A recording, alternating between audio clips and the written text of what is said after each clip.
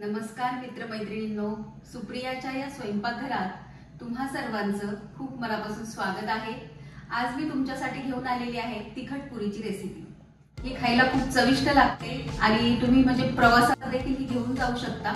तर या रेसिपीसाठी काय काय साहित्य लागणार आहे ते आपण पाहूया। तर तिखट पुरी करण्यासाठी आपल्याला लागणार आहे गव्हाचं पीठ। आपण चपाती करतो ते गव्हाचं पीठ घेतलेलं आहे। तर मी इथं मेजरिंग कप जो आपला असतो तो त्याने 8 कप गव्हाचं पीठ घेतलेलं आहे। त्यासाठी आपल्याला बेसन पीठ लागणार आहे, त्यामुळे छान चव येते आपल्या तिखट पुरीला। तर 2 कप गव्हाच्या पिठासाठी अर्धा कप बेसन पीठ, याप्रमाणे मी इथं 2 कप बेसन पीठ घेतलेलं आहे। त्यानंतर आपल्याला लागणार आहे तेल। पीठ मळताना आपण घालायचं, त्यामुळे छान आपली पुरी मऊ अशी होते। त्यानंतर ओवा घेतलेला आहे। तर ओवा इथं मी घेतलेला आहे 2.5 टीस्पून घेतलेला आहे। त्यानंतर तीळ घेतलेले आहेत 5 टीस्पून आहेत। त्यानंतर हळद लागणार आहे आपल्याला, लाल तिखट, मीठ, कोथिंबीर बारीक चिरून घेतलेली आहे। कोथिंबीर घालायची आज भरपूर, म्हणजे त्याने छान चव लागते पुरीला। आणि त्यानंतर इथं हिरवी मिरची, लसूण आणि जिरं याचं वाटण तयार केलेलं आहे। तर 10 ते 15 लसण हे घेतलेले आहेत मिरच्या हिरव्या, त्यामध्ये एक पूर्ण लसणाची गड्डी घातलेली आहे, त्यामुळे छान चव येते। आणि 1 ते 1.5 टीस्पून जिरं घातलेलं आहे। तर त्याचं आपण पाणी न घालता असं ओबडधोबड असं वाटून घ्यायचं आहे। तर आता आपण पीठ मळून घेऊया। तर आता हे बेसन पीठ आपण यामध्ये घालून घेऊया। इथे जर आपली भाजणी चकली करतो ना आपण भाजणीची, त्याचं जर पीठ आपलं उरलं असेल थोडंसं शिल्लक वगैरे, किंवा ते घालून देखील आपण करू शकतो। तर त्यावेळेला काय करायचं की गव्हाचं पीठ घ्यायचं आणि त्याच्यामध्ये बेसन पीठ थोडं आणि भाजणी थोडी असं घालायचं। आता आपण यामध्ये मीठ घालून घेऊया। चवीप्रमाणे मीठ घालायचं आहे। 4 टीस्पून मी घातलेला आहे एवढ्या ह्याच्यासाठी। आता आपण हिरवी मिरचीचं वाटण देखील घेतलेलं आहे, पण दोन्हीचं कॉम्बिनेशन खूप छान लागतं, त्यामुळे थोडी हिरवी मिरची घालायची, थोडं लाल तिखट घालायचं। आता आपण तिखट कसं खातो त्यानुसार याचं प्रमाण ठरवायचं आहे।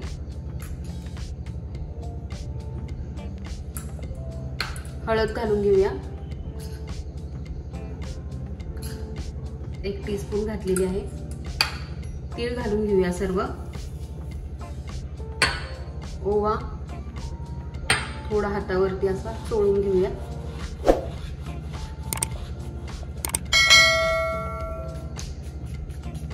आता हिरव्या मिरचीचं वाटण देखील आपण घालून घेऊया।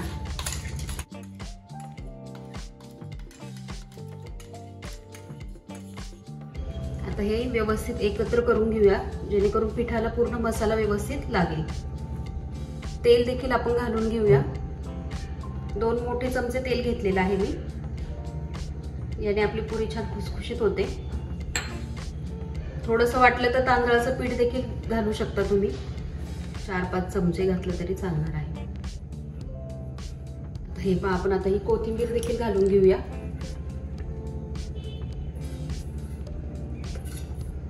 आता थोडं थोडं पाणी घालून आपल्याला हे पीठ मळून घ्यायचं आहे। आणि पीठ आपल्याला खूप सैल मळायचं नाहीये, तर पुरीसाठी आपण कसं घट्ट पीठ मळतो तसंच आपल्याला हे मळायचं आहे।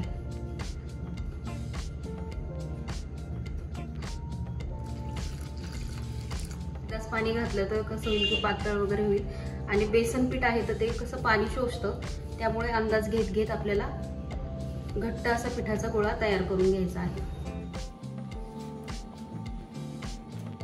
पीठ आपलं मळून झालेलं आहे। थोडासा तेलाचा हात लावून आपण छान त्याला आणखीन थोडंसं मळून घेऊया।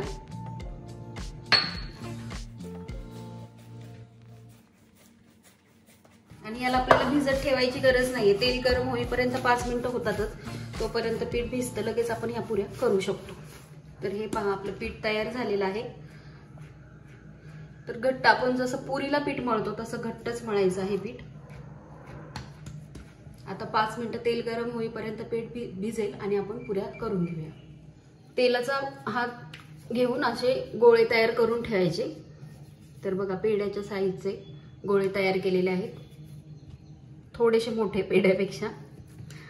तर अशा आकाराचे मी गोळे तयार करून घेते आणि एकीकडे तेल देखील गरम करायला ठेवलेलं आहे। आता आपण पुऱ्या देखील लाटून घेणार आहोत इथे। तर आपण आता पुरी लाटून घेऊया। तेलाचं बोट लावूनच पुरी लाटायची, पीठ लावू नका। कारण तळताना ते मग वरती असं काळं दिसेल पीठ जर जळलं तर तेल लावून आपल्याला ही पुरी व्यवस्थित लाटून घ्यायची आहे. तुम्हाला जर थोडीशी कडक हवी असेल तर थोडी पातळ लाटायची आणि मऊ हवी असेल तर थोडीशी जाडसर ठेवायची. तर हे पहा, अशा प्रकारे पुरी लाटलेली आहे. आपण अशा प्रकारे थिकनेस त्याचा ठेवलेला आहे. याची मऊसूत अशी पुरी तयार होणार आहे. तुम्हाला जर कडक हवी असेल तर थोडीशी आणखीन पातळ लाटा. पुरी सोडून घेऊया आपण.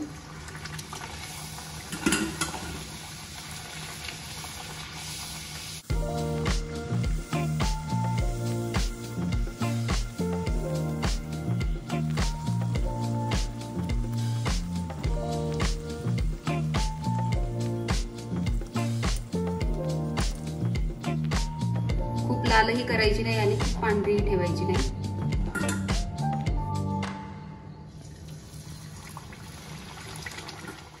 तेल जास्त गरम झाले असं वाटलं तर मीडियम करायचं गॅस. थंड झाल्यासारखं वाटलं तर परत वाढवायचं. अशा प्रकारे टेम्परेचर मेंटेन ठेवायचं. छान अशा आपल्या पुऱ्या तयार झालेल्या आहेत पहा आणि एकदम खुसखुशीत झालेल्या आहेत. आणि जी पातळ पुरी मी केली होती तर ती पहा अशी थोडीशी कुरकुरीत झालेली आहे. तर दोन्ही प्रकारे म्हणजे जाड ठेवली तर खुसखुशीत होईल आणि जर बघा किती खुसखुशीत झालेली आहे आणि चवीलाही तेवढीच अप्रतिम लागते. तर आपली तिखटपुरीची रेसिपी तयार झालेली आहे. तर चविष्ट खमंग अशी तिखटपुरी आपली तयार झालेली आहे आणि खायला खूपच अप्रतिम लागते.